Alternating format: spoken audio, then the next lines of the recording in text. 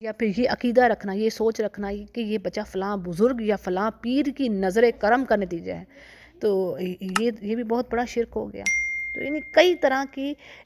آپ کہہ لیں کہ باتیں ہیں جس طریقے سے مسلمان بھی شرک کرتے ہیں۔ مشرک تو شرک کر ہی رہے ہیں، مسلمان بھی چھپا ہوا شرک کر رہے ہیں، لیکن ان کو پتہ ہی نہیں ہے۔ جیسے حدیث میں ہے نا کہ آپ صلی اللہ علیہ وسلم نے فرمایا تم بھی شرک کرو گے اور وہ اس طرح چھپا ہوگا جیسے کالی سیاہ رات، پھر اس میں کالا پتھر اور اس پر کالی چونٹی۔ تو دیکھیں یہ جو مثالیں دی گئی ہیں، اس کے بعد کوئی چیز رہ جاتی ہے وہ نظر آئے گا شرک؟ یعنی ایسے مسلمان بھی شرک کریں گے کہ پتہ ہی نہیں ہوگا۔ اب اس پر کیا ہے، اس پر شیخ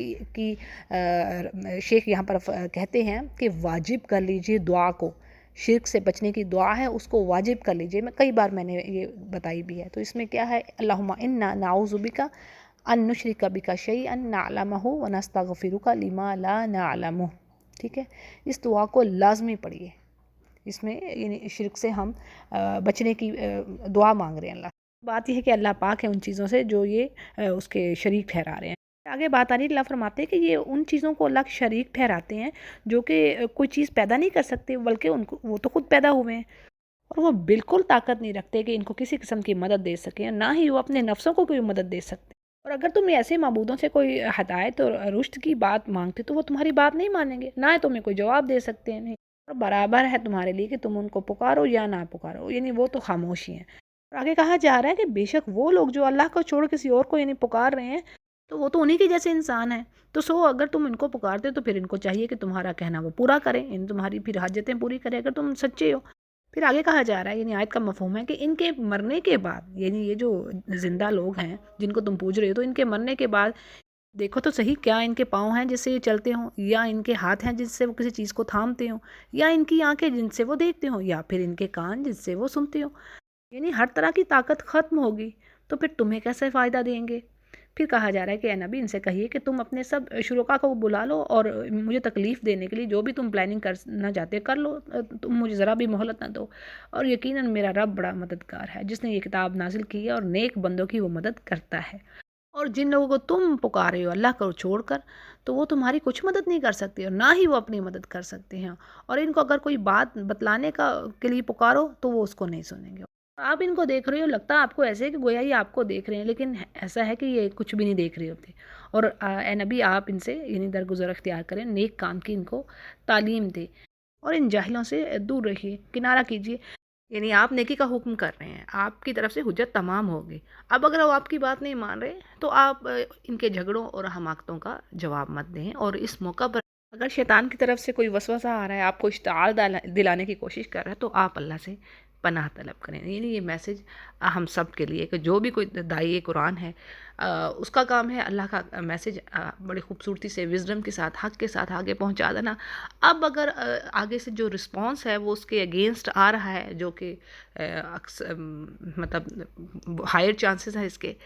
تو کیا ہے، ایسی جگہوں پر اللہ کی پناہ مانگنی ہے، اللہ سے مدد طلب کرنی ہے کہ یہ شیطانی وسوسے ہوتے ہیں،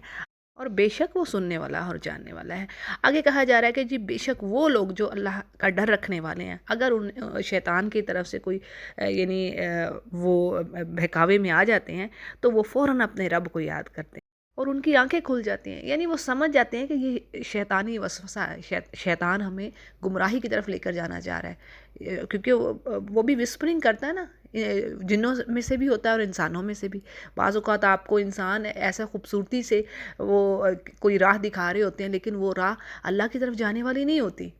اور بعض اوقات آپ کا انر سائیڈ اندر سے کچھ ایسے وسوسے، کچھ ایسے شیطانی خیالات آتے ہیں کہ آپ ان کی طرف لپکتے ہیں۔ تو جو اللہ سے ڈرنے والے بندے ہیں، اللہ تعالیٰ ان کو پھر بچا لیتا ہے اس چیز سے، اور جو شیطان کو فالو کرنے والے ہیں وہ اسی گمراہی میں پھر کھنچے چلے جاتے ہیں اور ہٹتے نہیں ہیں۔ اللہ تعالیٰ معاف فرمائے۔ اور آگے بات آ رہی ہے کہ اے نبی جب آپ کوئی معجزہ ان کے سامنے نہیں لاتے تو یہ کہتے ہیں کہ آپ کوئی معجزہ کیوں نہیں لائے، یعنی آپ پہ کوئی نشانی کیوں نہیں اترتی۔ یہ بات بھی کئی جگہوں پر آئی، یعنی یہ ان کی حجتیں۔ تو اے نبی ان سے کہیے کہ میں تو اس چیز کو فالو کرنے والا ہوں جو میرے رب کی طرف سے مجھے حکم دیا گیا، اور بات تو یہ ہے کہ بہت سی دلیلیں ہیں، بہت سے پروف ہیں، سائنس ہیں، تو آپ کے رب کی طرف سے ہدایت اور رحمت ہے، جن میں ان لوگوں کے لیے جو ایمان رکھتے ہیں، یعنی اس کائنات میں ہر طرف یہ چیزیں بکھری پڑی ہیں، اگر کوئی آنکھ دیکھنے والی ہو۔ پھر جی آگے بات آ رہی ہے، جب قرآن پڑھا جائے تو اس کی طرف آپ کان لگایا کرو اور خاموشی سے سنا کرو، امید ہے کہ تم پر رحمت ہوگی۔ اور اس پر مفسرین کہتے ہیں کہ جب کوئی قرآن سن رہا ہوتا ہے، خالی سننا ہی، تو اس کی طرف رحمت تیزی سے دوڑ رہی ہوتی ہے، اور سبحان اللہ جو پھر پڑھ رہا ہے اور سمجھ رہا ہے اس کا کیا حال ہے، یعنی اللہ تعالی ہمیں ایسے لوگوں میں سے کرے۔ پھر ایک اور نصیحت ایمان والوں کے لیے کہ اپنے رب کو یاد کریں، اپنے دل میں عاجزی کے ساتھ اور خوف کے ساتھ اور زور کی آواز ہے، یعنی اونچی آواز کی نسبت تھوڑی کم آواز کے ساتھ، اور صبح شام اور اہل غفلت میں وہ مت شمار ہوں، اور یقیناً جو تیرے رب کے نزدیک ہے اس کی عبادت سے وہ تکبر نہیں کرتے، اور اس کی پاکی بیان کرتے ہیں اور اس کو سجدہ کرتے ہیں۔ جب اس آیت کی تلاوت کی جائے تو اس پر یعنی سجدہ کرنا سننا ہے۔ اچھا جی، دیکھیں یہاں پر ہمیں ایک جو میسج مل رہا ہے کہ اللہ کو پکارنا، اللہ سے دعا مانگنا، اپنی حاجات اللہ کے آگے رکھنا، تو اس کے لیے یعنی اللہ فرما رہے ہیں کہ ایک تو اونچی آواز میں بھی آپ دعا کر سکتی ہیں، لیکن عاجزی کے ساتھ گڑ گڑا کر اور چپکے اللہ کو پکارنا زیادہ پسند ہے، یعنی ایسی خاموشی ہو، کوئی آپ کے جیسے آپ تہجد کے نوافل ادا کر رہی ہیں، وہ وقت ہے تو خاموشی ہے، اور آپ کے اراؤنڈ کوئی نہیں، اور اللہ کے ساتھ آپ کا پھر وہ جو ہے نا تعلق اور مضبوط ہوتا ہے، یعنی ماحول ایسا ہوتا ہے کہ جہاں پر دعا کی قبولیت کے چانسز زیادہ ہوتے ہیں۔ تو جی الحمدللہ سورۃ الاعراف ہماری مکمل ہوئی۔ سورۃ الانفال کو شروع کرتے ہیں۔ بسم اللہ الرحمن الرحیم۔ اس سورہ کا جو سبجیکٹ ہے، جو ٹاپکس اس میں ڈسکس ہوئے ہیں، ان میں وہ جنگ سے ریلیٹڈ ہی باتیں ہیں، جیسے کہ سورہ توبہ میں ہم نے پڑھی، اور جو اس سورہ کا نام ہے انفال، وہ لفظ نفل کی جمع ہے، جس کے معنی زیادہ کے ہیں، اور اس میں وہ مال و اسباب آتا ہے جو کافروں کے ساتھ جنگ میں ہاتھ لگے، یعنی جسے مال غنیمت کہتے ہیں، ٹھیک ہے، کوئی جنگ ہوئی ہے تو اس سے پھر جو مال حاصل ہو رہا ہے تو اس کو نفل یعنی زیادہ کہا جاتا ہے۔ اب اس میں یہ بھی بات آتی ہے کہ یہ ان چیزوں میں سے ایک ایسی چیز ہے جو پچھلی امتوں پر حرام تھی، یعنی جو پچھلے انبیاء تھے ان کی شریعتوں میں یہ چیز جائز نہ تھی، تو گویا یہ صرف امت محمدیہ کے لیے ایک زائد چیز حلال کر دی گئی ہے، اور اس لیے بھی کہ اس میں یعنی جہاد کے اجر سے جو آخرت کا فائدہ تو ملے گا، لیکن ایک زائد ہے نا یہ چیز، دنیا میں ہی آپ کو فائدہ مل رہا ہے۔ پہلی آیت میں بات آ رہی ہے یسألونک عن الانفال، یعنی اے نبی آپ سے غنیمتوں کے بارے میں صحابہ کرام پوچھ رہے ہیں، تو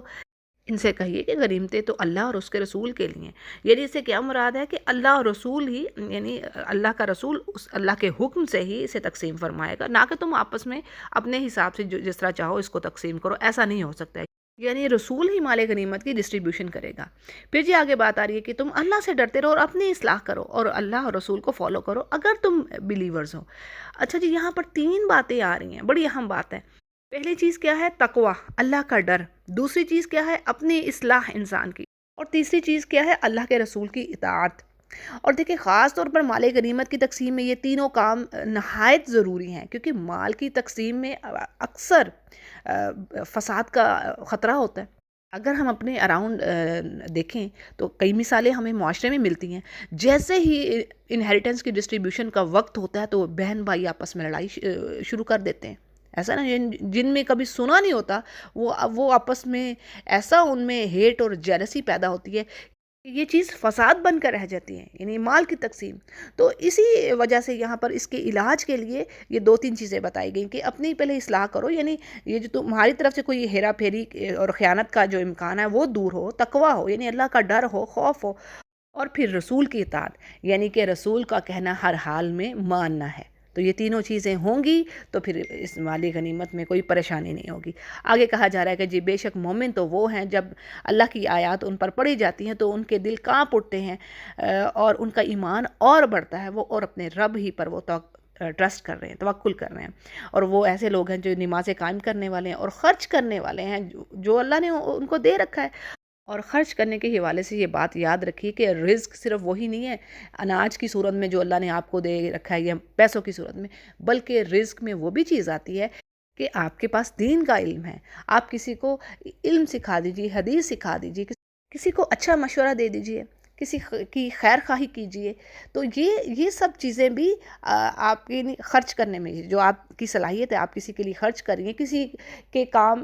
کو آسان کرنے کے لیے آپ ایفرٹ کر رہی ہیں، تو یہ سب بھی صدقہ ہے، یہ بھی یعنی یہ آپ اللہ کی راہ میں خرچ کر رہی ہیں. آگے کہا جا رہا ہے کہ یہی یقیناً یعنی سچے مومن تو یہی ہیں، اور ان کے لیے درجات ہیں اللہ ان کے رب کے پاس، اور مغفرت ہے اور رزق کریم ہے. پھر آگے نبی سے کہا جا رہا ہے کہ یعنی آپ کے رب نے آپ کو گھر سے حق کے ساتھ نکالا. یعنی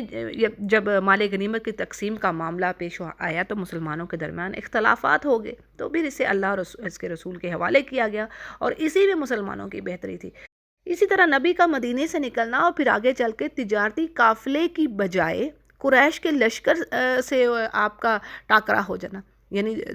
دو قافلے تھے نا، یعنی ایک طرف تو لشکر آ رہا تھا اور ایک طرف تجارتی قافلہ تھا. اب تجارتی قافلہ تو ظاہر ہے ان کے پاس تو ویپنز نہیں تھے، وہ تو لڑنے کے لیے نہیں آ رہے تھے، وہ تو یعنی تجارت کا سامان تھا. اب یعنی مسلمان تو چاہتے تھے کہ وہ تجارتی قافلے کو پکڑیں، لیکن اللہ کی مرضی کچھ اور تھی. یعنی اللہ چاہتے تھے کہ ان کافروں کو اللہ ان مسلمانوں کے ہاتھوں ذلت اور رسوائی دکھائے. تو جی آگے بات آ رہی ہے کہ اللہ فرماتے ہیں ایک مسلمانوں کی جماعت اس کو بھاری سمجھ رہی تھی. یعنی یہ ناگواری وہی کہ قریش کے لشکر سے لڑنے کے معاملے میں تھے کہ چند ایک افراد نے اس پر یعنی ناگواری کا اظہار کیا. اور یہ دوسری بات ہے کہ یہ بات پھر ظاہر ہوگی کہ قافلہ تو بچ کر نکل گیا، اور اب جو قریش کا لشکر تھا وہی سامنے تھا، جس سے اب لڑائی انہوں نے ہر حال میں کرنا ہی کرنی تھی. پھر آگے مسلمانوں کا حال بتایا جا رہا ہے کہ وہ نبی سے اس طرح یعنی جھگڑ رہے تھے کہ گویا ان کو نبی موت کی طرف لے کے جا رہے ہیں، اور وہ دیکھ رہے ہیں. یعنی اصل بات یہ تھی کہ بے سر و سامانی کی حالت تھی، اور ظاہر ان کے پاس ہتھیار بھی نہیں تھے.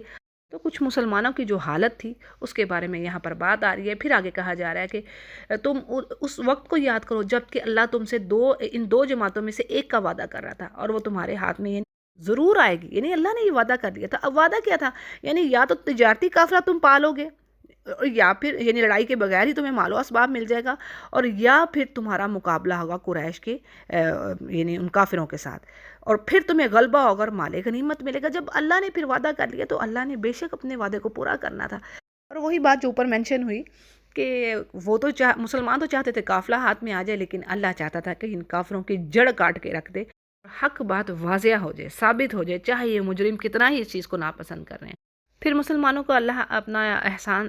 یاد کروا رہا ہے کہ اس وقت کو یاد کرو جب تم اپنے رب سے فریاد کر رہے تھے، اور اللہ نے تمہاری یعنی دعا سن لی، اور تم کو 1000 فرشتوں سے اللہ نے فرمایا کہ میں مدد دوں گا، اور جو لگاتار چلے آئیں گے. اب یہ وہی جنگ بدر جس میں مسلمانوں کی تعداد 313 تھی، جبکہ کافر اس سے 3 گنا یعنی 1000 کے قریب تھے. اور مسلمان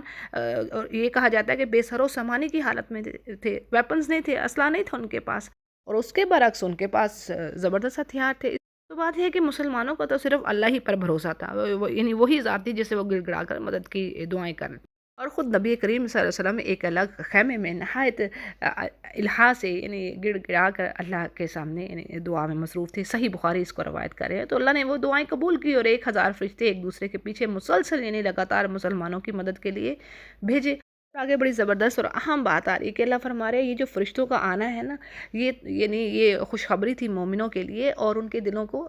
قرار دینے کے لیے، سکون دینے کے لیے. ورنہ مدد تو صرف اللہ ہی کی طرف سے، یعنی وہ کسی بھی طرح مدد کر دیتا، کسی بھی طرح اپنے دشمنوں کو ختم کر دے. لیکن یہ جو دنیاوی سبب ہے نا، بشر ہے نا ہم، تو وہ ان کے دلوں کو اطمینان دینے کے لیے، ورنہ اللہ تعالیٰ نے شاید انہی کے ہاتھوں سے ان کو ختم کروا دینا تھا. بات سمجھنے کی یہ ہے، یعنی اللہ کسی بھی طریقے سے ان کافروں کو ختم کر دے، کسی طوفان کے ذریعے، کسی اپنے جنود کے ذریعے. لیکن یہ ہے کہ ہر چیز میں اللہ کی حکمتیں ہیں. اللہ مومنوں میں سے بھی شہید اور رتبے والے لوگوں کو چاہتا ہے کہ نکالے اور ان کے درجات بلند کرے. آگے اللہ فرما رہے کہ یاد کرو اس وقت کو بھی جب اللہ نے تم پر نیند طاری کی، اور یعنی اپنی طرف سے اللہ تمہیں سکون دینا چاہ رہا تھا، اور تم پر آسمان سے پانی برسایا، اور پانی کے ذریعے سے اللہ نے تمہیں پاک کرنا چاہا، اور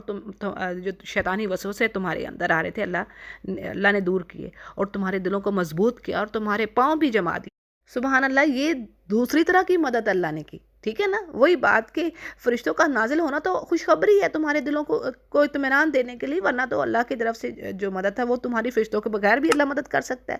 اور یہ بھی بات سمجھنا صحیح نہیں ہے کہ فرشتوں نے عملاً جنگ میں حصہ نہیں لیا۔ احادیث سے ہمیں پتہ چلتا ہے کہ فرشتوں نے عملی طور پہ بھی حصہ لیا جنگ میں، اور کئی کافروں کو انہوں نے ختم کیا۔ صحیح بخاری اس کو روایت کرتے ہیں۔ اسی طرح رحیق المختوم پڑھیں آپ تو آپ کو ڈھیروں واقعات سبحان اللہ مل جاتے ہیں۔ جیسے ایک صحابی نے کہا کہ میرے آگے آگے کافر بھاگ رہا تھا تو میں نے تو ابھی اس کو مارا بھی نہیں، اور وہ پہلے ہی اس کے یعنی وہ مارا گیا۔ اس میں بھی ڈیٹیل آتی ہے اس کی ناک پہ یا کس طرح۔ تو بہرحال یعنی فرشتوں نے عملی طور پر جنگ میں حصہ لیا۔ اور مسلمانوں پر نیند کا طاری ہونا، یعنی جنگ احد کی طرح جنگ بدر میں بھی اللہ تعالیٰ نے مسلمانوں پر نیند طاری کی تاکہ یہ ان کو سکون ملے، یہ خوف کی کیفیت سے نکل آئیں۔ پھر جی آگے کہا جا رہا ہے کہ اس وقت کو یاد کرو جب آپ کا رب فرشتوں کو حکم دے رہا تھا کہ میں تمہارا ساتھی ہوں، تم ایمان والوں کی ہمت بڑھاؤ اور میں کافروں کے دلوں میں رعب ڈالے دیتا ہوں۔ یعنی مسلمانوں کا خوف ہیبت ان کے دلوں میں بیٹھے گی، تو یہ بھی ایک طرح سے مدد ہے نا ان کی، اور ان کے قدموں کو مزید اللہ نے یعنی جما دیا ایمان والوں کے۔ پھر جی آگے بات آ رہی ہے کہ تم ان کی گردنوں پر مارو اور ان کو پورا یعنی اچھے طریقے سے ان کو ختم کرو، اور یہ اس بات کی سزا ہے کہ انہوں نے اللہ اور اس کے رسول کی مخالفت کی ہے، اور جو اللہ اور اس کے رسول کی یعنی اس کے اگینسٹ جا رہا ہے تو بے شک اللہ تعالیٰ سخت سزا دینے والا ہے۔ تو آگے کافروں سے کہا جا رہا ہے کہ مزہ چکھو اب اس چیز کا، اور تمہارے لیے یعنی جہنم کا عذاب مقرر ہے۔ اگلی آیت میں بڑی اہم نصیحت ایمان والوں کے لیے، کیا اللہ فرماتے ہیں کہ اے ایمان والوں جب تم کافروں سے یعنی مقابلے کے لیے کھڑے ہو، جنگ ہو رہی ہے، تو اب کیا ہے کہ پشت مت پھیرنا، یعنی بزدلی مت دکھانا۔ اسی سے ریلیٹڈ ایک حدیث ہے کہ آپ صلی اللہ علیہ وسلم نے فرمایا 7 ہلاک کر دینے والی چیزوں سے بچو، اور ان 7 میں سے ایک چیز یہ بھی ہے کہ مقابلے والے دن پیٹھ پھیر کر بھاگنا۔ صحیح بخاری اس کو روایت کرتے ہیں، یعنی ہلاک کر دینے والی بات ہے کہ ایک فوجی میدان جنگ سے بھاگ کھڑا ہو، یعنی اس کے امپیکٹ آتے ہیں نا، وہ بھاگے گا کہ تو باقیوں پر بھی اثرات پھر پڑیں گے۔ ہو سکتا ہے پتہ نہیں کتنے لوگ ان کے بھی دل اکھڑ جائیں وہاں سے، اور پھر کیا ہو، یعنی کہ ساری کی ساری گیم پلٹ جائے۔ ہو سکتا ہے مسلمانوں کو اللہ ون کروا دے، یعنی مومنوں کو تو بھروسہ اللہ ہی پر کرنا ہے نا، تو کیا پتا کہ اس ایک شخص کی حرکت سے یا زیادہ لوگوں کی حرکت سے بازی پلٹ جائے اور مسلمان مغلوب ہو جائیں، اور پھر کتنا نقصان ہو۔ اب اگلی آیت میں ایکسیپشن مل رہی ہے۔ دیکھیں پچھلی آیت میں بات آ رہی تھی کہ کوئی شخص بزدلی نہ دکھائے جنگ کے موقع پر، لیکن اب یہاں پر ایک اور ایکسیپشن آ رہی ہے کہ لڑائی میں جنگی چال کے طور پر دشمن کو دھوکے میں ڈالنے کی غرض سے کوئی لڑتا ہوا ایک طرف پھر جا رہا ہے، کوئی فوجی، تو یعنی دشمن یہ سمجھے کہ وہ ڈیفیٹڈ ہو گیا، لیکن وہ اس کی ایک چال ہو کہ دوبارہ دشمن پر کس طرح میں نے حملہ کرنا ہے، تو یہ پھر بھاگنا نہیں ہوگا، it's a part of game, ٹھیک۔ اور یہ بعض اوقات بہت مفید بھی ہوتی ہیں، اور اس کے علاوہ پھر کوئی جو ایسا کر رہا ہے تو وہ اللہ کے غضب میں آئے گا، اور اس کا ٹھکانہ دوزخ ہے، وہ بہت ہی بری جگہ، یعنی یہاں پر بتا دیے نا اوپر کے ہلاک کر دینے والی چیز ہے۔ پھر جی آگے بات آ رہی ہے کہ تم نے انہیں قتل نہیں کیا لیکن اللہ نے ان کو قتل کیا، یعنی فاعل حقیقی تو اللہ ہی ہے نا۔ یعنی پہلے جنگ بدر کی ساری صورتحال اللہ نے سامنے رکھ دی، پھر کس طرح اللہ نے وہاں مسلمانوں کی مدد کی، اور اس کے بعد وضاحت کی کہ تم کہیں یہ نہ سمجھ لینا کہ کافروں کا قتل تمہارا کارنامہ ہے، بلکہ یہ تو اللہ ہی کی مدد کا نتیجہ ہے، اور اللہ چاہتا تھا کہ وہ ایسے ہی رسوا ہوں۔ پھر جی آگے کہا جا رہا ہے کہ آپ اے نبی آپ نے خاک کی مٹھی نہیں پھینکی بلکہ یہ اللہ نے پھینکی، یعنی ہر چیز پیچھے اللہ اپنی طرف ہی لے رہے ہیں، یعنی وہی بات کہ کرنے والا تو وہی ہے نا۔ اس کی وضاحت میں کچھ اس طرح بات ہے کہ جنگ بدر میں نبی کریم صلی اللہ علیہ وسلم نے کنکریوں کی ایک مٹھی بھر کر کافروں کی طرف پھینکی تھی، جسے ایک تو اللہ نے کافروں کے منہ اور آنکھوں تک پہنچایا اس مٹھی کو، اور دوسرے اس میں یہ تاثیر پیدا کر دی کہ ان کی آنکھیں چندھا گئیں اور انہیں کچھ نظر نہیں آ رہا تھا۔ یہ اللہ یعنی معجزہ تھا نبی کریم صلی اللہ علیہ وسلم کا، اور اس وقت اللہ کی مدد ظاہر ہوئی، اور مسلمانوں کی کامیابی میں یہ بات بڑی ہی یعنی زبردست رہی۔ اور آیت کے اگلے حصے میں بات آ رہی ہے کہ یقیناً اللہ چاہتا تھا کہ مسلمانوں کو اپنی طرف سے ان کی محنت کا پورا بدلہ دے، اور بے شک وہ خوب سننے والا اور جاننے والا ہے۔ اور اس پر ایک اور بات بھی کہ اللہ تعالیٰ چاہتا تھا کہ کافروں کی تدبیروں کو، ان کی پلاننگز کو کمزور کرے۔ پھر جی آگے بات آ رہی ہے کہ یہاں پر کافروں کے بارے میں کہا جا رہا ہے کہ تفسیر میں جو بات آ رہی ہے کہ ابو جہل وغیرہ جو لیڈرز بھی تھے باقی قریش کے، وہ جب نکلے لڑائی کے لیے تو انہوں نے دعا کی کہ یا اللہ ہم میں سے جو تیرا زیادہ نافرمان اور قاطع رحم یعنی رشتہ داریوں کو توڑنے والا ہے تو اسے ہلاک کر دیا، یعنی اپنے طور پر وہ مسلمانوں کو نافرمان سمجھ رہے تھے۔ اب جب مسلمانوں کو فتح ہوئی تو فیصلہ تو سامنے آ گیا، تو اللہ تعالیٰ اس لیے فرما رہے ہیں کہ اب تم کفر سے باز آ جاؤ اور تمہارے لیے یہی بہتر ہے، اور اگر تم دوبارہ مسلمانوں کے مقابلے میں بھی آتے ہو تو دوبارہ ہم پھر ان کی مدد کریں گے، اور تمہاری جماعت کثرت کے باوجود کچھ کام نہ آئے گی۔ اگلی آیت میں ایمان والوں سے کہا جا رہا ہے کہ اے ایمان والو، تم اللہ اور اس کا رسول کا کہنا مانو، اور ایسا نہ ہو کہ یعنی ایک کام سن لینے کے بعد، یعنی رسول کی بات سن لی اور اس کے بعد عمل نہ کرو، یعنی یہ کافروں کا طریقہ ہے، تم اس رویے سے بچو۔ اور آگے مثال دے کر سمجھا رہا ہے اللہ کہ بے شک بدترین جانور اللہ کے نزدیک وہ لوگ ہیں جو بہرے ہیں، گونگے ہیں اور ذرا نہیں سمجھتے۔ یعنی قرآن کریم کے بارے میں بات آ رہی ہے کہ جن کی آنکھیں اس کو دیکھ نہیں سکتی، روحانی آنکھیں نہیں ہیں، روحانی کان نہیں ہے، دل نہیں ہے، یعنی وہ چوپایوں کے جیسے ہیں، جیسے جانور ہیں جن کو کچھ سمجھ ہی نہیں ہے، جیسے بھینس کے آگے بین بجائے جاؤ، اس کو کچھ پتہ ہی نہیں کہ کیا ہو رہا ہے۔ گویا ان کافروں کا حال بھی ان جانوروں کے جیسا ہی ہے، بلکہ ان سے بھی بدترین ہے، اللہ نے فرما دیا۔ اور اگر اللہ تعالیٰ ان میں کوئی خوبی دیکھتا تو ان کو سننے کی توفیق دے دیتا، یعنی اگر یہ حق کے طالب ہوتے۔ اور ابھی بھی بات یہ ہے کہ اگر اللہ تعالیٰ ان کو سنواتا ہے اس حق بات کو، تو بھی یہ یعنی بدستور یہ اپنی اسی چیز پر قائم رہیں گے، یہ بے رخی ہی کریں گے۔ پھر آگے ایمان والوں سے کہا جا رہا ہے کہ اے ایمان والو، تم اللہ اور اس کے رسول کے کہنے کو پورا کرو، یعنی وہ جیسا کہیں ویسا کرو، اور جبکہ رسول تم کو زندگی کی طرف بلا رہا ہے، یعنی اسی میں تمہاری نجات ہے، سکسیس ہے، زندگی ہے۔ آیت کے اگلے حصے کا مفہوم سمجھ لیجئے کہ اللہ سبحانہ تعالیٰ یعنی انسانوں کے دلوں کے بھیدوں کو بھی جانتا ہے، اس سے کوئی چیز چھپی نہیں ہوئی۔ اور امام ابن جریر نے اس یعنی آیت کے اس حصے کا مفہوم یہ بیان کیا ہے کہ وہ اپنے بندوں کے دلوں پر پورا اختیار رکھتا ہے، جب چاہتا ہے ان کے اور ان کے دلوں کے درمیان وہ حائل ہو جاتا ہے، حتیٰ کہ انسان اس کی مرضی کے بغیر کسی چیز کو پا ہی نہیں سکتا۔ تو جی اس کے علاوہ بھی اس تفسیر میں اور بھی مفہوم ہے، بہرحال میں اتنے ہی آپ کے آگے رکھ رہی ہوں۔ اور آگے ایمان والوں سے کہا جا رہا ہے کہ تم ڈرو اس فتنہ سے، اس وبال سے، جو یعنی صرف ان لوگوں پر نہ ہوگا کہ جو گنہگار ہوں گے، یعنی وہ ایسا فتنہ ہوگا جو سب کے سب لوگوں کو اپنی لپیٹ میں لے لے گا، یعنی چاہے وہ گنہگار بھی ہوں اور ایمان والے بھی ہوں۔ عذاب کا عام ہونا آج بھی اپنے اراؤنڈ ہم دیکھیں، جب یہ جو قدرتی آفات ہیں، سونامی ہے، فلڈ ہے، ارتھ کوئک ہے، ان سب میں کیا ہے؟ اب کوئی یہ تو نہیں کہہ سکتا کہ بھی اگر کسی ایک جگہ پر کچھ لوگ برا کام کر رہے ہیں تو باقی سب بھی اب وہ کام کر رہے ہیں، ایسا نہیں ہے، لیکن سب پر وہ پریشانی پڑتی ہے۔ تو بہرحال ایسی چیزوں کے لیے، یعنی ان سے بچنے کے لیے بھی دعائیں ہیں، نبی کریم صلی اللہ علیہ وسلم کی اذکار ہیں، اور اللہ کا ذکر ہمیں کثرت سے کرتے رہنا چاہیے، استغفار کرتے رہنا چاہیے۔ ٹھیک ہے جی، آگے پھر بات ہے۔ اور یہ جان رکھو کہ اللہ سخت سزا دینے والا ہے، اور اس حالت کو یاد کرو مومنوں سے کہا جا رہا ہے کہ جب تم زمین میں تھوڑے تھے، کمزور شمار ہوتے تھے، اور تمہیں یہ خوف تھا کہ لوگ تمہیں قتل کر دیں گے، نوچ لیں گے، یعنی برا سلوک کریں گے تمہارے ساتھ، تو اللہ نے تم کو رہنے کی جگہ دی اور تم کو اپنی مدد سے قوت دی، اور تم کو نفیس چیزیں اللہ نے عطا کی، یعنی کھانے کو، تاکہ تم اللہ کا شکر ادا کرو۔ پھر کہا جا رہا ہے کہ اے ایمان والو، تم اللہ اور اس کے رسول کی حقوق میں خیانت نہ کرو، اور اپنی قابل حفاظت چیزوں میں بھی خیانت نہ کرو۔ اب دیکھیں اللہ رسول کے حقوق میں خیانت کیا ہے؟ یعنی لوگوں کے سامنے تو اللہ رسول کا تابعدار بن کر رہنا، اور جیسے ہی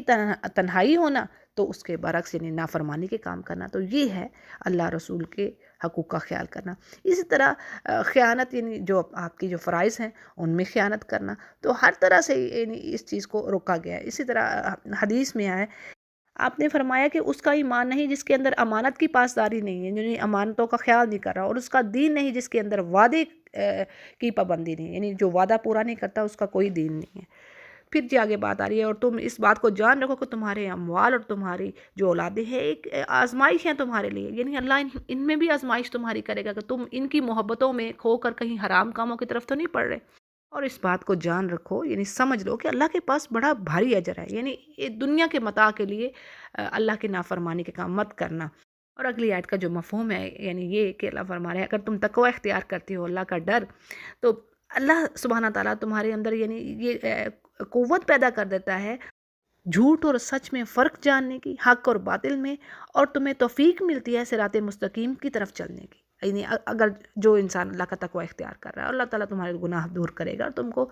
بخشے گا، اور اللہ بڑا فضل والا ہے۔ اور اس واقعے کا بھی ہے نبی ذکر کیجئے، جب کہ کافر لوگ آپ کی نسبت پلاننگز کر رہے تھے کہ آپ کو قید کر لیں، یا آپ کو قتل کر دیں، یا آپ کو وطن سے ہی نکال دیں، تو وہ اپنی تدبیریں کر رہے تھے اور اللہ اپنی پلاننگ کر رہا تھا، اور اللہ سب سے بیسٹ پلانر ہے۔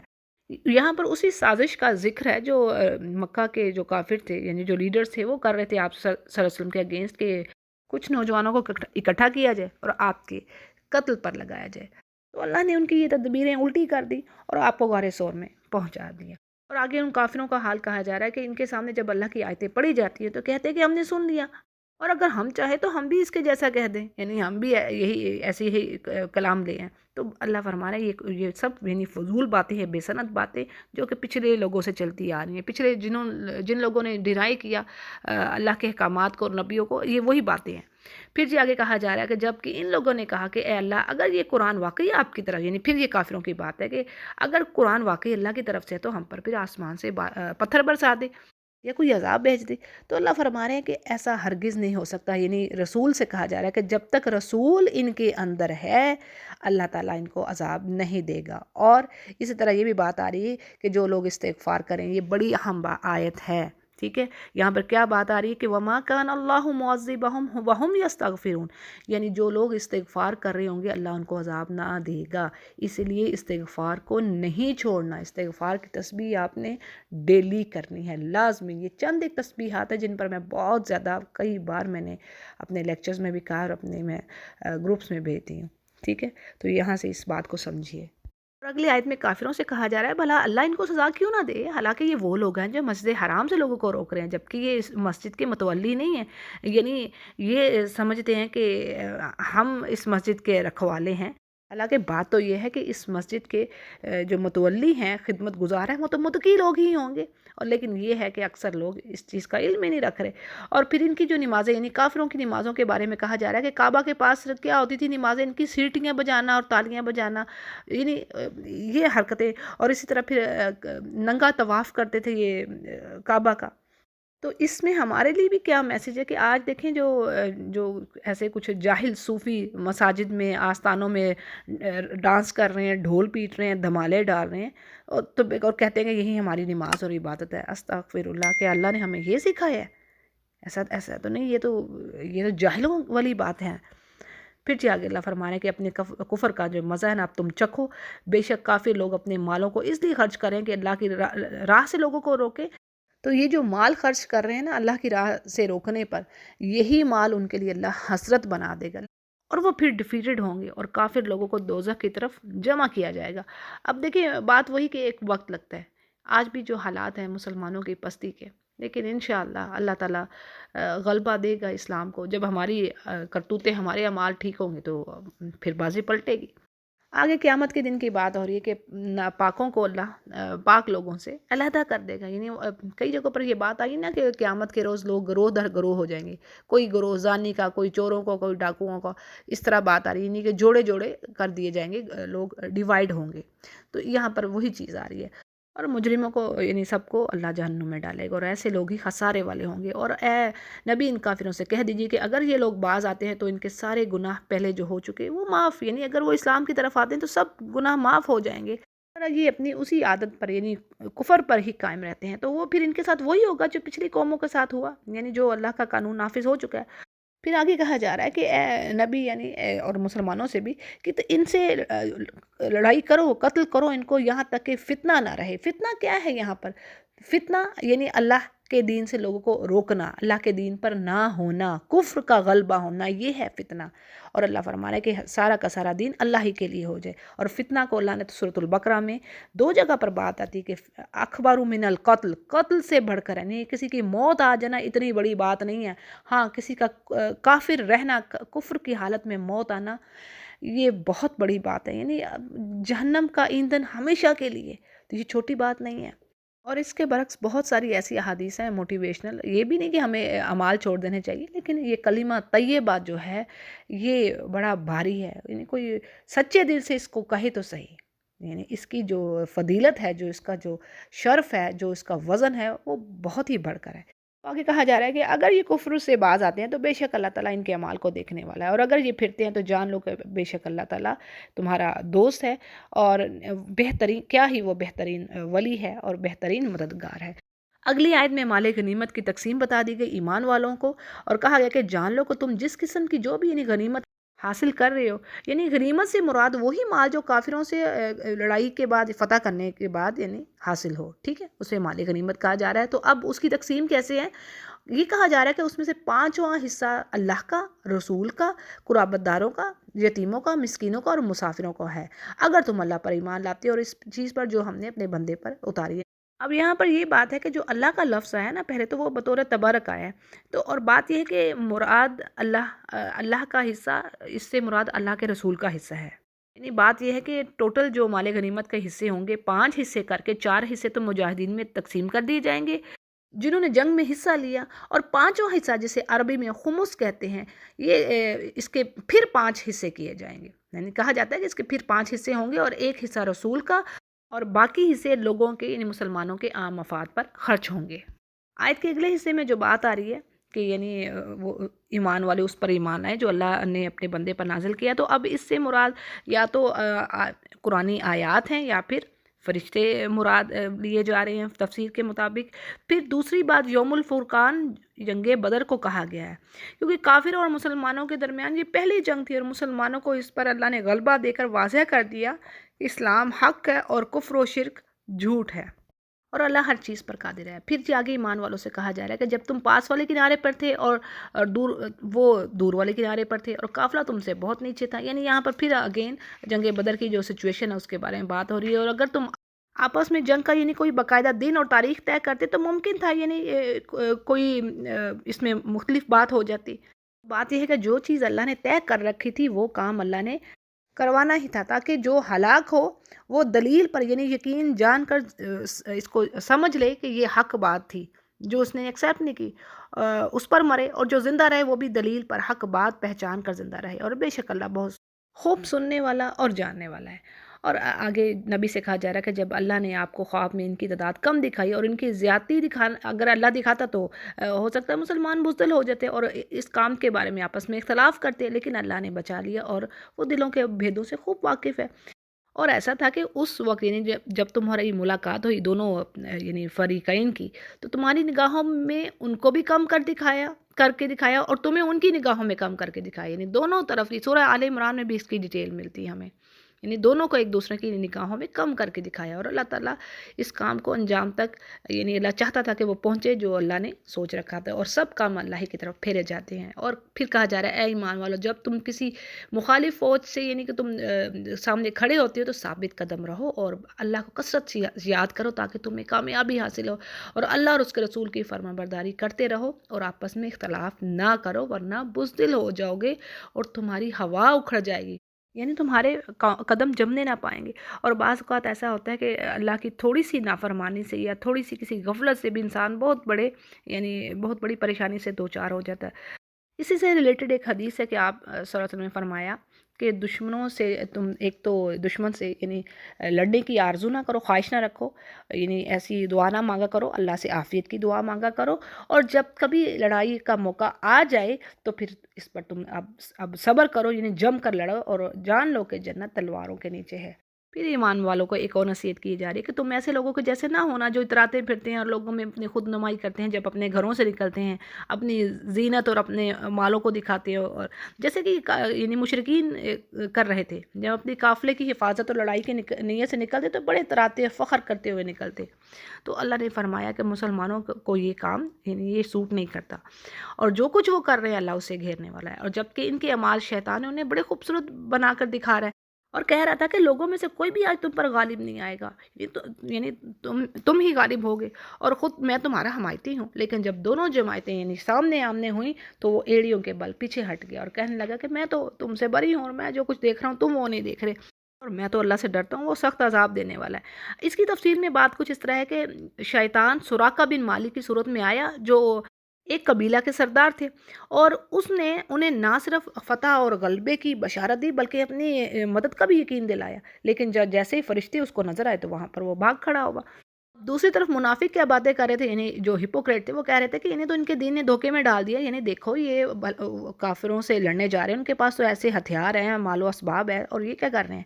تو اس پر اللہ فرماتے ہیں کہ بے شک اللہ پر جو بھروسہ کرے اللہ تعالیٰ غلبے والا اور حکمت والا ہے۔ پھر کہا جا رہا ہے کہ کاش اس وقت کو دیکھتے جب فرشتے کافروں کی جانوں یعنی روحوں کو قبض کر رہے تھے، ان کے منہ پر اور ان کے سرینوں پر مار مار کر کہتے کہ تم جلنے کا اب مزہ چکھو۔ اور یہ سب یعنی وجہ اس کی کیا ہے کہ وہ کام جو تمہارے ہاتھوں نے بھیج رکھے، یعنی جو تم کفر کرتے رہے۔ اور بے شک اللہ اپنے بندوں پر ظلم کرنے والا نہیں ہے، یعنی اللہ نے تو انبیاء کو بھیجا، ہدایت بھیجی۔ پھر آگے بات آ رہی ہے مثل فرعونیوں کے حال کے اور ان سے اگلوں کے، کہ انہوں نے اللہ کی آیتوں سے کفر کیا اور بس اللہ نے ان کے گناہوں کے باعث انہیں بھی پکڑا۔ اور اگلی آیت میں اللہ فرما رہا ہے کہ اللہ ایسا نہیں ہے کہ یعنی کسی قوم کی کفران نعمت کی وجہ سے اللہ تعالیٰ ان پر رزق کی پابندی لگا دے، یعنی اللہ کسی قوم کی حالت اس وقت تک نہیں بدلتا جب تک کہ وہ خود نہ بدلے۔ اور اس کا دوسرا معنی یہ بھی، یعنی دوسرے لفظوں میں یہ بھی بات آتی ہے کہ اللہ تعالیٰ گناہوں کی وجہ سے اپنی نعمتیں واپس لے لیتا ہے، تو اس کے لیے بھی ضروری ہے یعنی اللہ کی نعمتوں کو پانے کے لیے یہ گناہوں سے بچا جائے، اور اللہ سننے والا اور جاننے والا ہے۔ پھر جو آگے فرعونیوں کی مثال دی جا رہی ہے کہ ان سے پہلے کے انہوں نے اور ان سے پہلے کے لوگوں نے اپنی رب کی آیتوں کو جھٹلایا، پس ان کو ان کے گناہوں کے سبب اللہ نے ڈبو دیا، اور یہ سب کے سب یعنی وہ ظالم تھے۔ اور تمام جانداروں سے بدترین مخلوق اللہ کے نزدیک وہ ہے جو کفر کرتے ہیں اور پھر وہ ایمان نہ لائیں۔ اگر کافروں کی عادت کے بارے میں کہا جا رہا ہے کہ اے نبی جب بھی آپ سے یہ کوئی ایگریمنٹ یا کوئی وعدہ کرتے ہیں تو اس کو ہر مرتبہ توڑ دیتے ہیں اور بالکل بھی اس چیز سے پرہیز ہی نہیں کرتے۔ تو پس جب آپ ان سے لڑائی کریں تو ان پر ایسے یعنی ان کو ایسی مار ماریے کہ جس سے ان کی جو پیچھے ان کے حمایتی ہیں نا، جو ساتھی ہیں ان کے، ان میں بھگدڑ مچ جائے، اور ہو سکتا ہے وہ یعنی وہ اس سے لیسن سیکھیں۔ اور اگر تجھے کسی قوم کی خیانت کا ڈر ہو اے نبی، تو برابری کی حالت میں ان کا جو ایگریمنٹ ہے یعنی اس ایگریمنٹ کو آپ توڑ دیں، کہ اگر آپ کو یہ خدشہ ہے کہ یہ وعدے کے بعد بھی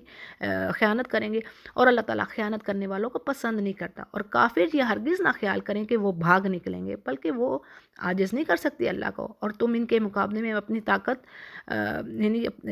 قوت کی تیاری اور گھوڑے تیار رکھو کہ اس سے اللہ کے دشمنوں کو خوف زدہ کر سکو، اور ان کے سوا اوروں کو بھی، یعنی اور بھی بہت سارے دشمن ہیں جنہیں تم نہیں جانتے لیکن اللہ خوب جانتا ہے۔ اور جو کچھ بھی اللہ کی راہ میں تم خرچ کرو گے وہ اس پر تمہیں اللہ پورا پورا اجر دے گا، اور تمہارا حق نہ مارا جائے گا۔ یعنی یہ مسلمانوں کو ہدایتیں کی جا رہی ہیں۔ اور اگر وہ صلح کی طرف جھکتے ہیں یعنی کافر، تو تم بھی صلح کی طرف جھک جاؤ اور اللہ پر بھروسہ رکھو، اور یقیناً وہ بہت سننے والا اور جاننے والا ہے۔ اور اگر وہ تجھ سے یعنی دغا بازی کر رہے ہیں، چیٹنگ کر رہے ہیں، تو اللہ آپ کے لیے کافی ہے۔ حقیقت تو یہ ہے کہ اس نے اپنی مدد سے مومنوں کی مدد کی اور ان کے دلوں میں آپس میں محبت ڈال دی، اور زمین میں جو کچھ بھی ہے یعنی جو بھی خزانے مال و دولت آپ خرچ کر دیتے تو بھی ایسا نہ ہوتا کہ ان کے دلوں کو آپ ایک کر دیتے، یعنی یہ تو اللہ ہی نے محبت ڈالی، یہ اللہ کا احسان عظیم، اور وہ غالب اور حکمت والا ہے۔ پھر کہا گیا کہ اے نبی تجھے اللہ ہی کافی ہے، اور ان مومنوں کو جو تجھے فالو کر رہے ہیں، اور اے نبی ایمان والوں کو موٹیویٹ کریں، جہاد کا ان کو شوق دلائیں، اور اگر تم میں سے 20 بھی صبر کرنے والے ہوں گے تو وہ 100 پر غالب آئیں گے۔ سبحان اللہ، یہ یہاں پر دیکھیں کیسی اللہ تعالیٰ کن باتوں سے، کن طریقوں سے ایمان والوں کو سمجھا رہے ہیں۔ یعنی اگر 20 بھی صبر کرنے والے مومن ہوں گے تو وہ 100 پر غالب رہیں گے، اور اگر تم میں سے 100 ہوں گے تو وہ 1000 کافروں پر غالب رہیں گے۔ اور اس واسطے یعنی وجہ کیا ہے کہ وہ لوگ سمجھ ہی نہیں رکھتے، وہ تو اللہ پر یقین ہی نہیں کر رہے، تو تم مومن ہو، اللہ پر توکل کرنے والے۔ پھر آگے اللہ فرماتے ہیں کہ اللہ تمہارا بوجھ ہلکا بھی کرتا ہے، یعنی وہ خوب جانتا ہے کہ تم میں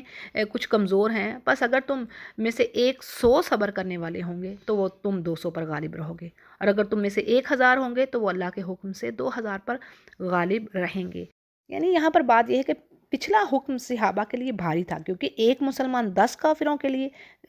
اس کا مطلب یہ بن رہا تھا، تو اللہ نے پھر اس میں تخفیف کی۔ اب کیا ہوا کہ اگر تم میں سے 100 صبر کرنے والے ہوں گے تو 200 پر تم غالب رہو گے، یعنی ایک مومن 2 کافروں پر غالب ہے۔ ٹھیک ہے جی۔ پھر آگے بات آ رہی ہے کہ نبی کے ہاتھ میں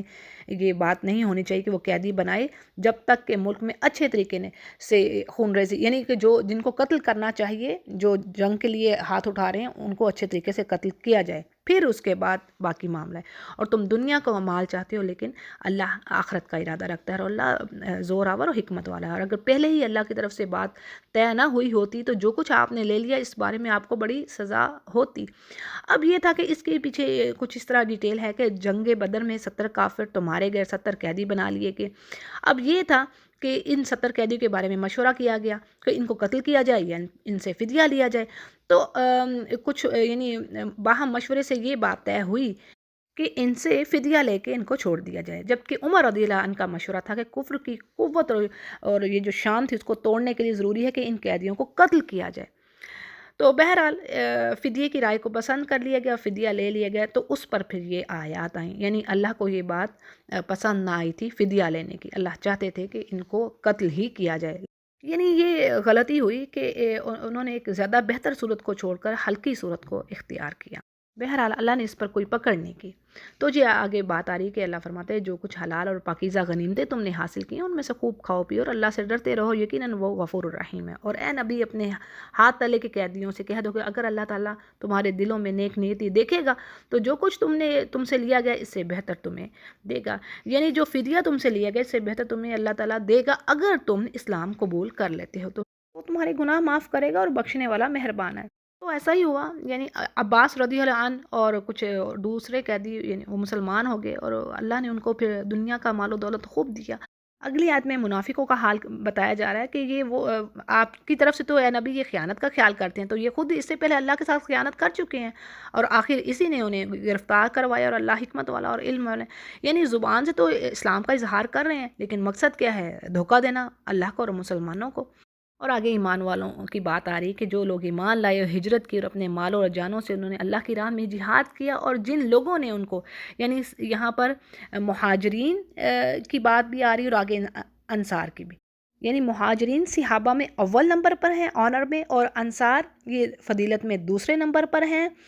ان دونوں کا اس آیت میں ذکر ہے کہ انہوں نے جگہ دی یعنی مہاجرین کو اور ان کی مدد کی، اور یہ سب ایک دوسرے کے ساتھی ہیں۔ یعنی یہاں پر ہم نے دو ٹائپس پڑھ لی مومنوں کی، ایک صحابہ جو مہاجر تھے اور دوسرے انصار، ٹھیک ہے، دو ٹائپس ہوگی۔ اب تیسری ٹائپ بھی ہے جی جو ایمان تو لائی لیکن انہوں نے ہجرت نہیں کی تھی، تو ان کے لیے کیا ہے؟ یعنی وہ تمہاری رفاقت کے حقدار نہیں ہیں، یعنی تمہاری مدد، حمایت اور وراثت کے وہ مستحق نہیں ہیں۔ پھر آگے جی بات آ رہی ہے کہ اگر وہ تم سے دین کے بارے میں مدد طلب کریں تو تم پر مدد کرنا ضروری ہے، یعنی مشرکین کے خلاف اگر تم سے وہ مدد مانگ رہے ہیں تو پھر تم ان کی مدد ضرور کرو، سوائے ان لوگوں کے کہ تم میں اور ان میں عہد و پیمان ہے، یعنی اگر تم میں وہ کسی ایسی قوم کے خلاف مدد کرنے کے لیے تمہیں پکاریں کہ جن کے درمیان تمہارا کوئی ایگریمنٹ ہو چکا ہے، تو پھر تم مسلمانوں کے مقابلے میں اس ایگریمنٹ کو زیادہ فوقیت دو گے، اس بات کو پریفر کرو گے، اور جو بھی تم کر رہے ہو اللہ خوب دیکھتا ہے۔ پھر جی آگے کہا جا رہا ہے کہ یہ کافر آپس میں ساتھی ہیں، یعنی آپس میں یہ دوست ہیں ایک دوسرے کے، اور اگر تم بھی یعنی اگر تم ایمان کی بنیاد پر ایک دوسرے کی مدد نہیں کرتے کافروں کے مقابلے میں تو زمین پر بڑا فتنہ اور فساد ہوگا۔ پھر جی آگے فضیلت بیان ہو رہی ہے ایمان والوں کی، یعنی ایسے ایمان والے لوگ جنہوں نے اللہ کی راہ میں ہجرت کی، یعنی اپنا سب کچھ چھوڑا، گھر بار چھوڑا اللہ کی خاطر، اور مائیگریٹ کر گئے اور اللہ کی راہ میں بھی وہ بھی لوگ جنہوں نے جہاد کیا اور جنہوں نے جگہ دی، وہی چیز مہاجر اور پھر انصار جنہوں نے آگے ایسی زبردست مثالیں قائم کی، اخوت کی، بھائی چارے کی، جو ملتی نہیں ہیں کسی معاشرے میں، کسی بھی آپ ہسٹری میں دیکھ لیں کہ اپنی ذات پر انہوں نے ان کو ترجیح دی۔ اور یہ بھی بات آتی ہے نا، ایک صحابی نے کے پاس 2 بیویاں تھیں، انہوں نے کہا کہ میں بھی ایک بیوی کو طلاق دیتا ہوں، آپ اس سے نکاح کر لیں۔ تو سبحان اللہ، یہ مثالیں ایمان والوں کی۔ پھر جی آگے بات آ رہی ہے کہ یہی لوگ سچے مومن ہیں اور ان کے لیے بخشش ہے اور عزت کی روزی ہے، اور وہ لوگ جو اس کے بعد ایمان لائے اور ہجرت کی اور تمہارے ساتھ ہو کر جہاد کیا، بس یہ لوگ بھی تم ہی میں سے ہیں، یعنی اس کے بعد بھی جو آنے والے لوگ ہیں جو اگر انہی کے راستے پر چل رہے ہیں تو وہ بھی انہی میں سے ہوں گے۔ آیت کے اس حصے میں اخوت یا حلف کی بنیاد پر وراثت میں جو حصہ داری تھی اس کو یعنی منسوخ کر دیا گیا، یعنی اب وراثت میں جو انہیریٹنس کی ڈسٹریبیوشن ہے اس میں وہی رشتہ دار یعنی